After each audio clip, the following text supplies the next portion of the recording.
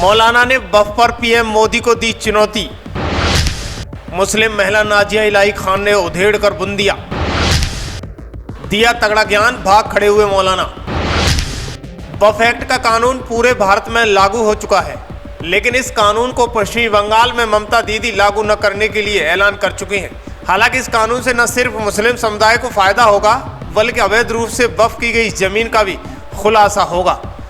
दरअसल वफ़ एक्ट पर सवाल क्या उठा, मौलाना साहब ने धमकी देना शुरू कर दिया। बोले अगर बिल पास हुआ तो अंजाम बुरा होगा। लेकिन अब इस बार कोई डरने वाला नहीं था।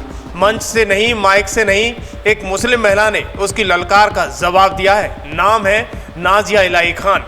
मौलाना उमरैन महफूज रहमानी सीधे सीधे केंद्र सरकार और प्रधानमंत्री को धमकी दे डाली। कहा कि अगर वफ़ एक्ट में बदलाव किए गए तो मुसलमानों को सड़कों पर उतरना पड़ेगा। उनके लफ्ज़ों में धमकी थी और इरादों में कब्जा बचाने की घबराहट थी। पहले तो ये जान लीजिएगा कि मौलाना ने क्या कुछ कहा उन्होंने मीडिया से बातचीत में। दरअसल उन्होंने कहा कि वफ़ संशोधन कानून से वफ़ की संपत्ति को खतरा है, लिहाजा हमारी सरकार से मांग है कि इसे वापस लिया जाए। हम इस तरह के कानून को मौजूद समय में किसी भी कीमत पर स्वीकार नहीं कर सकते। उन्होंने वफ़ संशोधन कानून को केंद्र सरकार की मनमानी बता दिया और उन्होंने कहा कि इस देश का मुसलमान किसी से डरता नहीं है। अगर हुकूमत को ऐसा लगता है कि मुसलमान डरता है तो मैं एक बात स्पष्ट कर देना चाहता हूँ कि इस देश का मुसलमान किसी से डरने वाला नहीं है। उन्होंने कहा कि जरा याद आप ये भी रखिए कि मुसलमान वो कौम नहीं है जो आपकी धमकियों से डर जाएगी। धमकी उसे दीजिएगा जो डरना जानते हो। मुसलमान अपने आप को डर और खौफ से उठाकर अपना एतबार अल्लाह पर रखते हैं, इसलिए आप हमें न डराएं। अगर आप हमें डराएंगे तो मैं एक बात स्पष्ट कर देना चाहता हूं कि आपकी गोलियां कम पड़ जाएंगी, लेकिन हमारे सीने कम नहीं पड़ेंगे। हम कुर्बानी देंगे और अपनी मंजिल तक पहुंचेंगे। मौलाना के ये कट्टर बयान जमकर सोशल मीडिया पर वायरल हुए। इसके बाद नाजिया इलाही खान ने तगड़ा जवाब दे दिया। दरअसल हम आपको बता दें कि वफ़ एक्ट 1995 के तहत देश भर में लाखों एकड़ जमीन वफ़ एक्ट के बोर्ड के अधीन में है।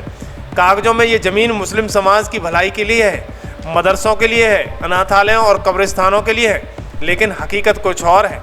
इनमें से बड़ी संख्या ऐसी है जो रजिस्ट्रेशन के बिना, रिकॉर्ड के और बिना जवाबदेही के कब्जे में है।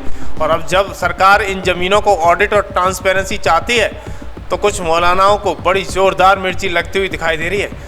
इसी पर नाजिया इलाही खान ने मंच से नहीं, सोशल मीडिया से जवाब दिया है। उन्होंने कहा कि ये देश किसी के बाप की जागीर नहीं है। धर्म के नाम पर ज़मीनों पर कब्जा कर लोग खुद को खुदा समझ बैठे हैं, पर अब ऐसा नहीं चलेगा। अगर सरकार वफ़ ज़मीन की जांच कर रही है तो मुस्लिम समुदाय को सपोर्ट करना चाहिए, न कि धमकी देने वालों की ढाल बनना चाहिए। एक दूसरी प्रार्थना और एक दूसरा मन्नत लेकर के मैं ओमकारेश्वर मंदिर आई हूँ। आज मैंने रामनवमी का प्रसाद खाया है। कल मैं परिक्रमा करूंगी और परिक्रमा में सबसे पहले मैं भगवान से मैं प्रार्थना करूंगी कि जिस तरीके से वक्फ बोर्ड का चिट्ठा खुला है और सारे चोर की दाढ़ी के तिनके हमने गिने हैं, उसी तरीके से बहुत जल्द all India Muslim personal law board पर हम हथौड़ा चलाएंगे, हम ताला मारेंगे, क्योंकि भारत देश, इस भारत भूमि और इस भीमराव अंबेडकर जी के संवैधानिक देश को किसी भी मुसलमान के पर्सनल लॉ की यहाँ पर बिल्कुल भी जरूरत नहीं है। ये देश संवैधानिक था, संवैधानिक है और संवैधानिक रहेगा। किसी के बाप की जागीर ये देश नहीं है जो अपने पर्सनल लॉ को चलाने की कोशिश करेगा। इसीलिए मैं ओमकारेश्वर मंदिर में माथा टेक करके, परिक्रमा करके एक दूसरा मन्नत मांगने आई हूँ कि बहुत जल्द हमारे भारत की भूमि से, भारत देश से all India Muslim personal law board का खात्मा हो और उसके दरवाजे पर ताला मैं लगाऊं और चाबी गंगा नदी में फेंक दूं। नाजिया के इस जवाब ने इंटरनेट पर भूचाल ला दिया। लोग बोले एक अकेली महिला ने वो कहा जो बड़े बड़े मौलवी नहीं कर पाए। हैशटैग नाजिया इलाही खान ट्रेंड कर गया। कुछ ने कहा ये है असली सेक्युलर आवाज और कुछ मौलाना समर्थक तिलमिला गए, लेकिन जवाब नहीं दे पाए। धर्म के नाम पर जमीन पर कब्जा, धमकी के नाम पर डर फैलाना अब नहीं चलेगा। ये नया भारत है जहां सवाल उठेंगे और जवाब भी मिलेगा, कानून से, संविधान से, न कि फतवे से। इस खबर पर आपकी क्या राय है, हमें ज़रूर बताएं।